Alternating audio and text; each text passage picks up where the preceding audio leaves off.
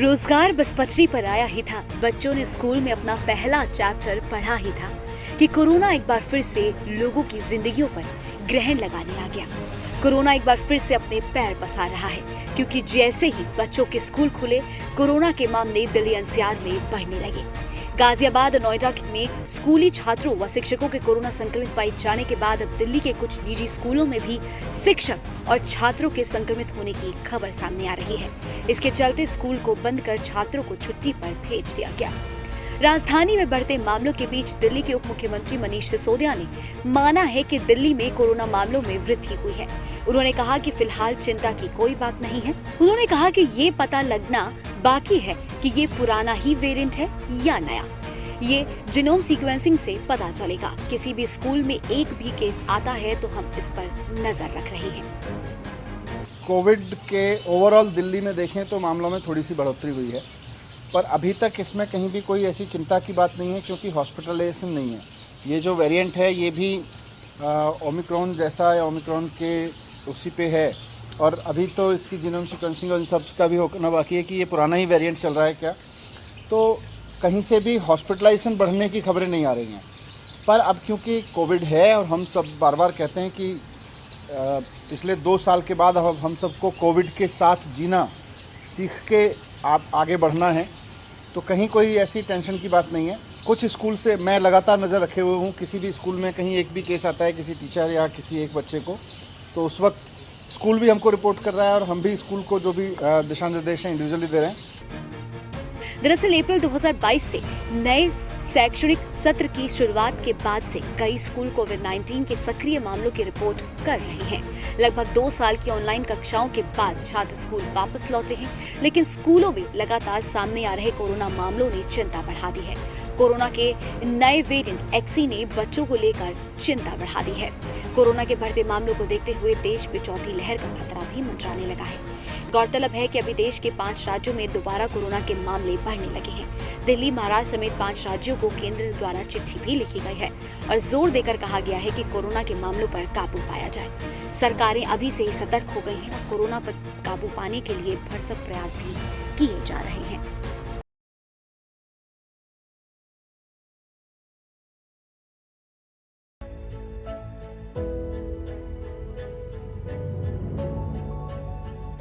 आज का दिन कुछ खास है। आज दलितों, पिछड़ों और गरीबों के अधिकारों की लड़ाई लड़ने वाले योद्धा और भारतीय संविधान के प्रमुख शिल्पकार डॉक्टर भीमराव अंबेडकर की जयंती है। 14 अप्रैल 1891 को मध्य प्रदेश के महू में भीमराव अंबेडकर का जन्म हुआ था। हर साल 14 अप्रैल को पूरा देश बाबा साहेब की जयंती काफी धूमधाम और आदर के साथ मनाता है। इस मौके पर देश के राष्ट्रपति रामनाथ कोविंद, प्रधानमंत्री नरेंद्र मोदी के साथ तमाम बड़े नेताओं ने उन्हें पुष्प अर्पित कर उन्हें श्रद्धांजलि दी। इससे पहले राष्ट्रपति रामनाथ कोविंद ने ट्वीट कर लिखा, अंबेडकर जयंती पर बाबा साहेब को विनम्र श्रद्धांजलि। सामाजिक न्याय के प्रबल पक्षधर बाबा साहेब ने संविधान शिल्पी के रूप में आधुनिक भारत की नींव रखी। आइए हम उनके पहले भी भारतीय, बाद में भी भारतीय और अंत में भी भारतीय के आदर्श पर चलते हुए समावेशी समाज के निर्माण में अपना योगदान दें। वहीं प्रधानमंत्री मोदी ने लिखा, डॉक्टर बाबा साहेब अम्बेडकर को उनकी जयंती पर श्रद्धांजलि।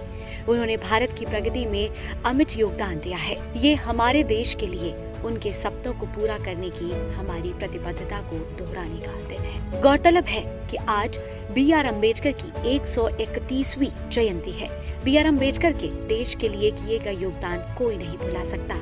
आज अगर दलितों और गरीबों के बच्चे एक साथ बैठकर शिक्षा ले रहे हैं, तो ये सिर्फ बाबा साहेब की वजह से ही संभव हो पाया। साथ ही उन्होंने देश को संविधान के रूप में ऐसा तोहफा दिया है जिसके लिए पूरा देश उनका हमेशा ऋणी रहेगा।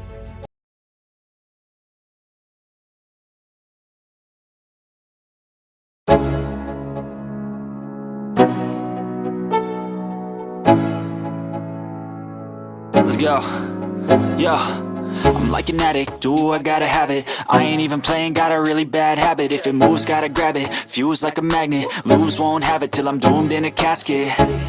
I ain't playing, got a weird mind. If you work 8 hours, I'ma work 9. If the shit tastes sour, you should taste mine. I'ma stay in power for a long time.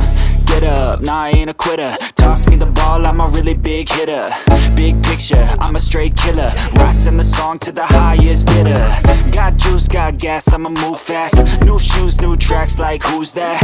I'm new, come back, better than last. Yeah, it's a new me, never gonna look back. I'm never gonna look back. Cause damn, I was built to last. You move slow and I move fast, and that's facts. Only I can make a change. Slowly take a step today. I will never be the same. Cause that's what it takes.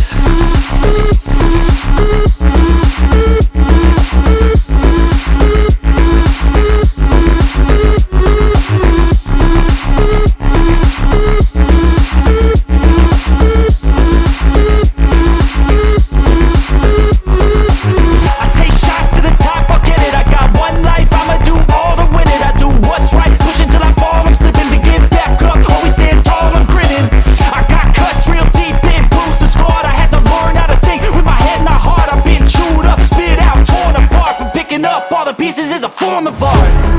I'm never gonna look back. Cause damn, I was built to last. You move slow and I move fast, and that's facts. Only I can make a change. Slowly take a step today. I will never be the same. Cause that's what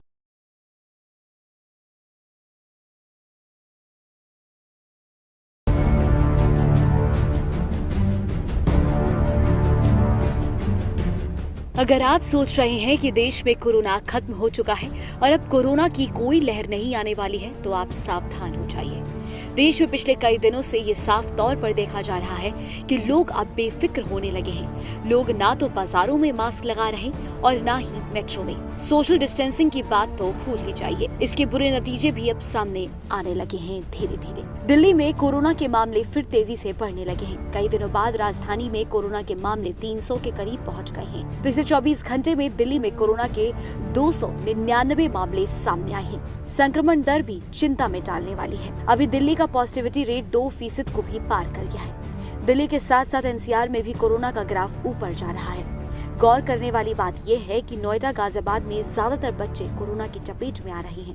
पिछले 24 घंटे में गौतम बुद्ध नगर में 44 लोगों की report corona positive आई है, जिनमें 15 छात्र शामिल हैं। जानकारी के लिए बता दें कि मंगलवार को दिल्ली में कोरोना के 137 नए मामले सामने आए थे और बुधवार को 299 के सामने आना काफी चिंता की बात है।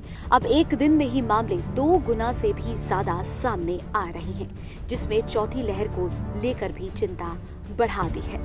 इन सब के बीच भारत में कोरोना के नए वेरिएंट ने भी लोगों की चिंता बढ़ा दी है। मुंबई में कोरोना वायरस के XE वेरिएंट का एक मरीज मिलने की खबर सामने आई थी। बता दें कि इस नए वेरिएंट का पहली बार ब्रिटेन में पता चला था, जिसको लेकर WHO भी चिंता जाहिर कर चुका है।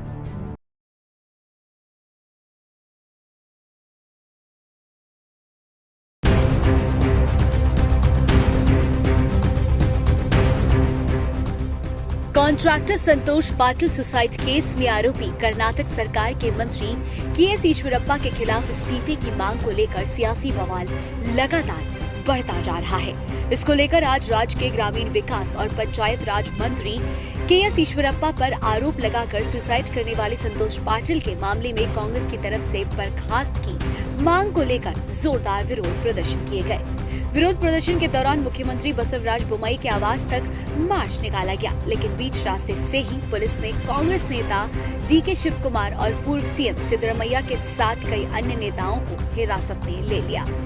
वहीं इस मामले को लेकर कर्नाटक के मुख्यमंत्री बसवराज बोम्मई का भी बयान सामने आया है। उन्होंने इस मामले में जांच का भरोसा देते हुए कहा कि ठेकेदार संतोष पाटिल खुदकुशी का सच जरूर सामने आएगा। मामले की पूरी जांच की जाएगी। आपको बता दें कि KS ईश्वरप्पा पर भ्रष्टाचार और धोखाधड़ी का आरोप लगाने वाले ठेकेदार संतोष पाटिल ने मंगलवार को उडुपी में आत्महत्या कर ली थी। पाटिल हिंदू युवा वाहिनी के राष्ट्रीय सचिव थे। उनका एक वीडियो काफी वायरल हुआ था, जिसमें संतोष पाटिल ने कथित रूप से अपने दोस्त को WhatsApp मैसेज भेजते हुए अपनी जान देने की मंशा जाहिर की और इसके खतरनाक कदम के लिए ईश्वरप्पा को जिम्मेदार ठहराया था। पुलिस के मुताबिक संतोष ने अपनी पत्नी को बताया कि वो अपने दोस्त के साथ पिकनिक पर जा रहे हैं और इसके बाद 11 अप्रैल को बेलगाम छोड़ दिया था। इसके बाद वो लापता हो गए और मंगलवार को उनका शव उडुपी में मिला, जिसके बाद से समूचे विपक्ष ने सरकार के खिलाफ मोर्चा खोल दिया है और कांग्रेस सरकार में मंत्री एस ईश्वरप्पा को गिरफ्तार करने और मंत्रिमंडल से उन्हें बर्खास्त करने की मांग कर रही है।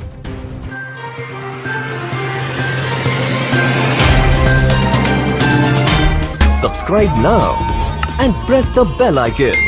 Never miss an update.